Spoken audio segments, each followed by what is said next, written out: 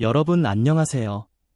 오늘은 한동훈 전 당대표의 정치적 복귀 시점과 미래 전략에 대해 심층 분석해 보겠습니다. 특히 그의 복귀가 이번 조기 대선에서 의미가 있을지 아니면 차기 총선에서 국민의힘 개혁을 목표로 하는 것이 더 적합할지 알아보겠습니다. 그리고 윤석열 대통령의 계엄령 선포 관련 탄핵 조사와 그로 인한 정치적 변수들도 함께 살펴보겠습니다. 먼저 한동훈 전 당대표의 복귀 시점을 예측하기 위해 그의 과거 발언을 되짚어볼 필요가 있습니다. 그는 사퇴 당시 이렇게 말했습니다. 정치란 신뢰가 중요합니다. 국민께 제가 지금 무엇을 해야 할지 냉철히 고민하고 돌아오겠습니다. 이 발언은 단순한 사퇴가 아니라 미래를 위한 조율의 시간을 암시한다고 볼 수 있습니다.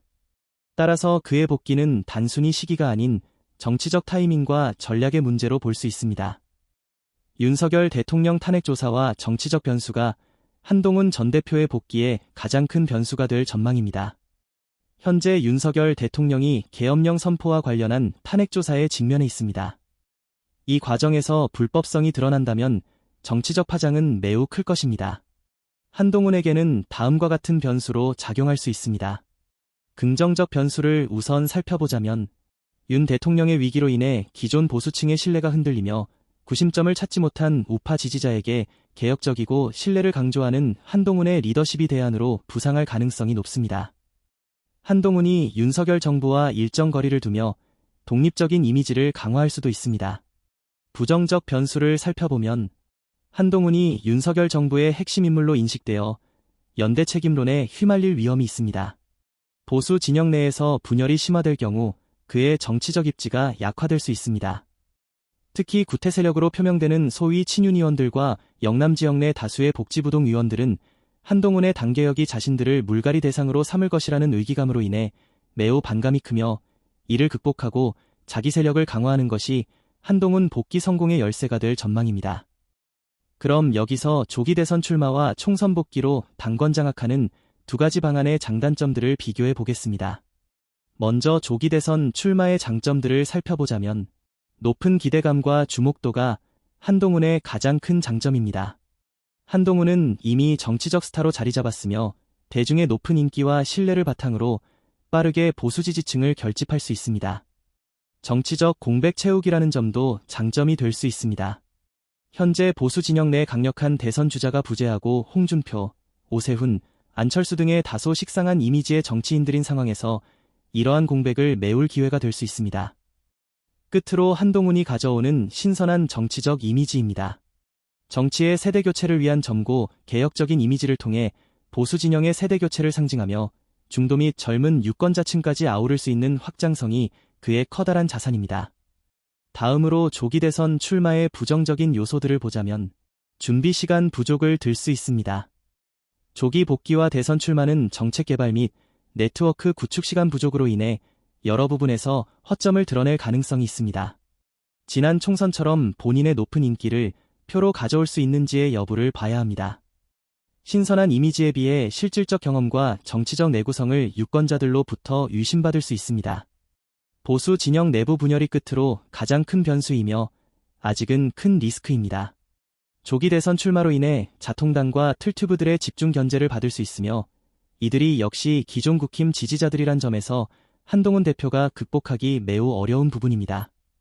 또한 통상적으로 대선은 지역 의원들의 도움이 절실한데 친윤 의원들의 견제를 어떻게 극복할지 역시 관건입니다.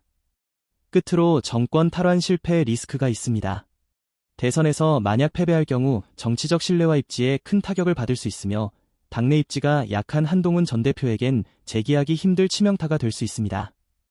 다음으로는 차기 총선 및 당권 장악을 목표로 하는 전략의 장단점을 살펴보겠습니다. 우선 차기 총선 복귀를 노릴 경우 충분한 시간 동안 정책과 조직을 다듬고 정치적 기반을 강화할 수 있습니다. 그리고 다소 취약한 당내 기반 확립을 도모할 수 있습니다. 차기 총선에서 국민의힘 당대표로서 당권을 장악하며 주어진 공천권을 활용하여 구태 세력과 친윤 세력을 잘라내서 당 개혁의 주도권을 확보할 수 있습니다. 공천권을 이용한 실질적 영향력 강화라는 점이 중요합니다. 총선을 통해 더 많은 국회의원 후보를 자신의 세력으로 규합하여 당내 영향력을 극대화할 기회를 얻을 수 있습니다. 마지막으로 리스크 분산이 있겠습니다. 대선 출마에 비해 총선 승리는 상대적으로 리스크가 낮으며 당권을 통해 보다 안정적으로 권력을 확보할 수 있습니다. 다음으로 총선을 목표로 복귀 시 단점들을 알아보겠습니다. 먼저 대중의 관심 감소 위험이 크다고 볼 수 있습니다. 시간이 지나며 대중의 관심이 다른 인물로 옮겨갈 가능성이 있습니다. 두 번째로 외부 변수 증가를 들 수 있습니다. 총선 시점까지 정치적 상황이 예측 불가능하게 변동할 수 있습니다. 가령 이재명이 대통령이 될 최악의 상황이 나올 수도 있습니다. 끝으로 주도권 상실 우려라는 위험이 있습니다. 현재의 정치적 기회를 놓치고 이후 보수 진영 내에서 다른 유력 주자가 부상할 가능성도 존재합니다. 정치는 한치 앞을 내다볼 수 없기 때문입니다. 그럼 가능한 전략들을 살펴보겠습니다. 단기적, 즉 대선 출마와 장기적, 즉 총선 복귀 및 당권 장악을 비교한 결과 폴리틱 마인드가 바라보는 한동훈 전 대표의 미래 전략 예측은 다음과 같습니다. 현재 보수 진영에서 한동훈보다 더 강력한 후보가 없는 경우 대선 출마는 적극 고려할 수 있습니다. 그러나 충분한 준비 없이 조급하게 출마할 경우 실패 리스크가 크므로 위험 관리가 중요합니다. 따라서 총선 준비를 통해 당내 기반을 더욱 공고히 다지는 전략이 장기적으로 더 안정적일 수 있습니다. 한동훈 대표가 취할 다음 행보를 예측해보면 만약 대선 출마를 검토할 경우 당 내부의 충분한 협력과 조직을 구축하여 갈등을 최소화해야 합니다. 또한 중도층 및 젊은 층을 겨냥한 정책들을 대거 선보여야 합니다. 끝으로 생각하기 싫은 부분이지만 만약에 있을 패배 가능성에 대비한 명확한 플랜 B가 필요합니다. 다음으로 만약 한동훈 전 대표가 총선까지 멀리 보고 복귀 시점을 늦추어 준비하는 경우 현재의 주목도를 유지하면서 정책적 준비를 강화하고 부족한 당내 입지를 다질 필요가 있습니다. 구태들은 견제하되 중도적인 의원들을 아군으로 만드는 작업을 강화해야 합니다.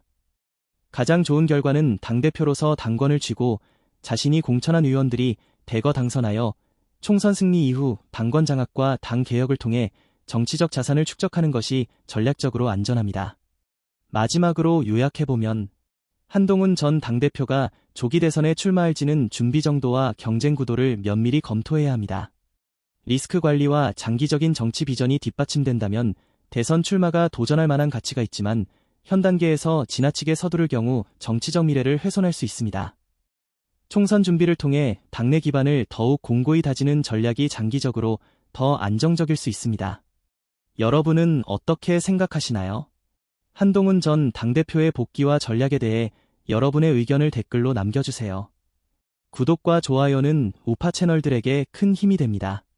그럼 다음 영상에서 뵙겠습니다.